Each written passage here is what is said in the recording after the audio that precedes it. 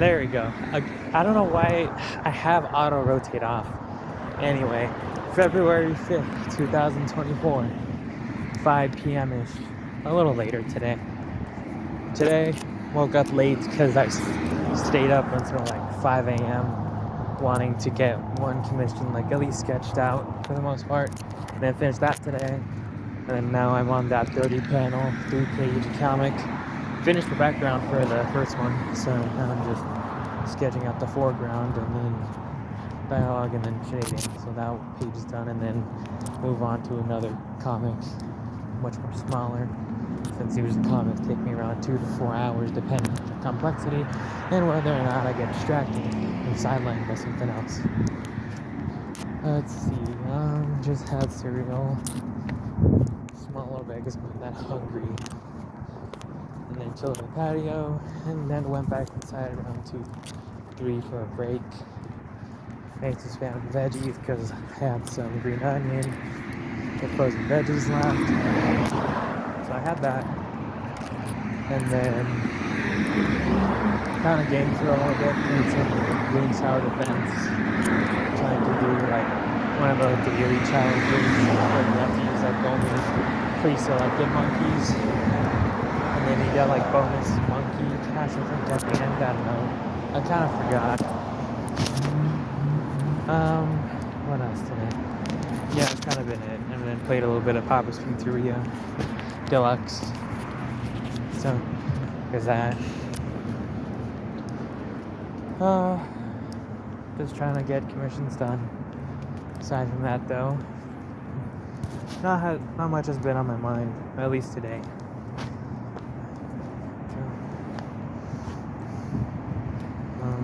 Trying to do something to think about. I guess I kind of miss Bug Fables. So, basically, Bug Fables is this little paper art role-playing RPG turn-based combat type of game. Basically, you need to save the world of Bulgaria. So, Bug Fables. So naturally, bugs. It all takes place in basically a microscopic version. Like a backyard. Has a pond with a hose, a rubber tire. Although technically it's a prison that is a tower. There's the ice cream truck.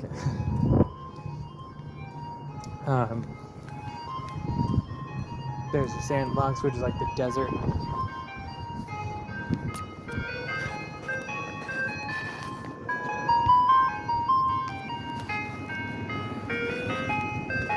I have to wait for this guy.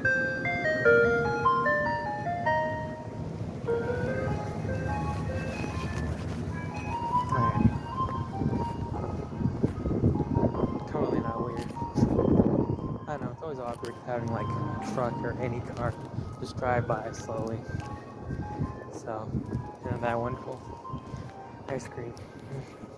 Great, now I just got sidelined from Bug Fables. Well, that's just my thoughts in a nutshell. Running along with whatever really goes on around me. Mostly just trying to calm myself down and, breathe. Especially after I've eaten, because sometimes I feel like I can't digest my food. Sometimes I feel like I can. And mostly just depends on what I'm eating and how much I eat. Sometimes I have to, stop myself. If I don't want to eat it, I'm not going to eat it. Save it for later when I feel hungry and empty. So I've been getting a little better on knowing when I feel hungry versus when I'm not hungry but I can eat. Because, stuffing yourself isn't a good idea. So God forbid I have any issues with my body or my stomach, because that would suck immensely. I think it's mostly just breathing. So what else? So back to Bug Fables. Basically, you need to save the world of Bulgaria. At first though, there was not really a driven plot. There's different troops and tribes that are mentioned. Oh, the wind is picking up, so hopefully it doesn't mess up what I'm talking about. But at first, your main goal is to basically get this ancient artifact that many explorers and stuff have failed to do for years. And then once you actually manage to successfully get it, then like it becomes a hunt to get the rest of the artifacts to find this thing called the everlasting sapling. I forget exactly what it's supposed to do. I think it's supposed to grant like long-lasting life, like immortality. I think that's what it was, or something like that. I don't think it grants wishes. So, but in order to get the sapling, you would need the artifacts to get it, since it's like the first tribe that found the sapling was like roaches, and they made these different devices and stuff to basically prevent people or anybody from just touching the sapling or stealing it or whatever. So you gotta go collect those, taking you around different parts of the world. But like midway through the story, it changes a little bit, where basically this little king steals it all. So, well, that's neither here nor there. I mean, the sky looks beautiful today. Clear skies, no clouds. Pretty nice. I wish I could stay like this forever. I don't know. No clouds, no planes. Nothing. Just the nice gradient of the sunset. I don't know.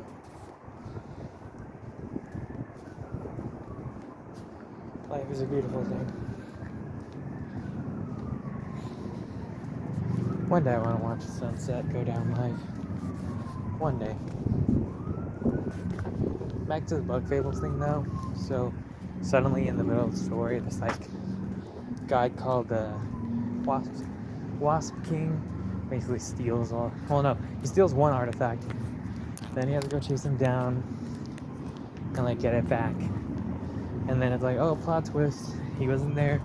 He was planning to get the great adventurers, aka you, and your party away from the kingdom. And then when you get back there, everything's like peaceful.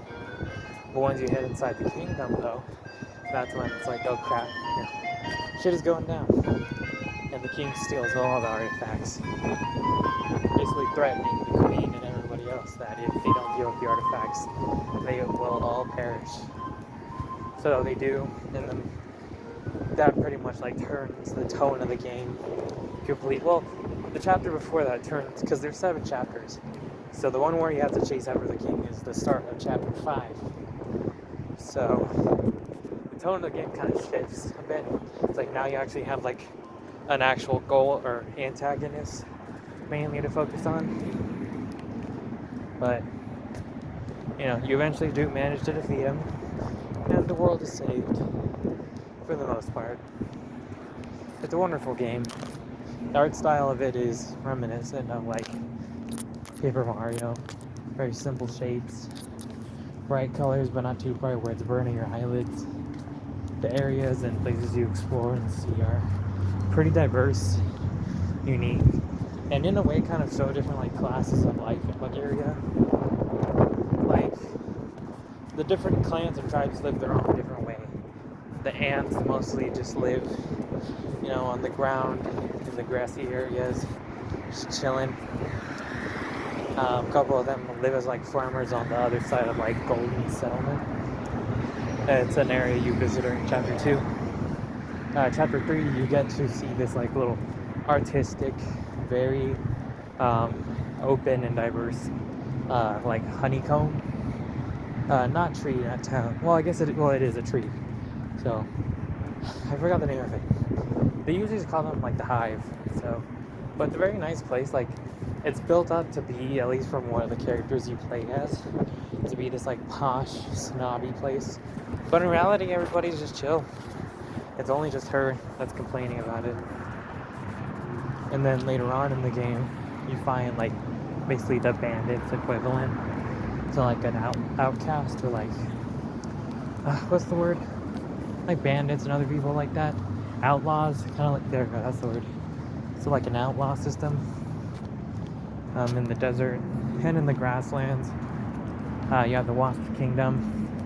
Turns out everybody, like plot twist, is like brainwashed. Like they're not willing servants, they're unwilling and controlled by this crown that the Wasp King found. And like you can't really learn this until you do like the side quests or you talk to NPCs.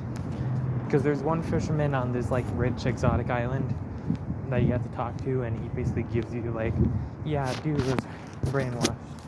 You know, I gave this crown to this one silly little guy. And like turns out the dude isn't actually a wasp. I forgot the name, I forgot the species of it. It's because it's like how some moths look like bees, but they're not, like imitators. That was like an imitator wasp or something like that. I forgot the name of them. In reality, they're just a stinger ant, but they look convincingly like a wasp, so that's a pretty cool touch. Like he was pretty much outcast and decided to force his way into the colony, you know, controlling everything, which is like, damn. So, and that's not even getting into some of the side stuff that like gives more depth and lore that you pretty much have to go out of your way to find or read if you're into that sort of thing. Most people don't want to read lore, but I kind of disagree. I think it's just cool, like, to understand how the world works, especially when it's something that's not like human, based in reality. You know, I don't know. That's just me. I just like learning lore or stories, or being like, hey, I could make a twist on that, or hey, that's kind of like what I was thinking. But I don't know. I have a lot of inspirations from songs and games and shows and movies, or things that I've just seen in general. But that can be for another day. Coming up on the end of the walk for today. May it be a good rest of the day and a good rest of the week. And may we all be blessed. This is the end of Wednesday, February 5th. Ciao.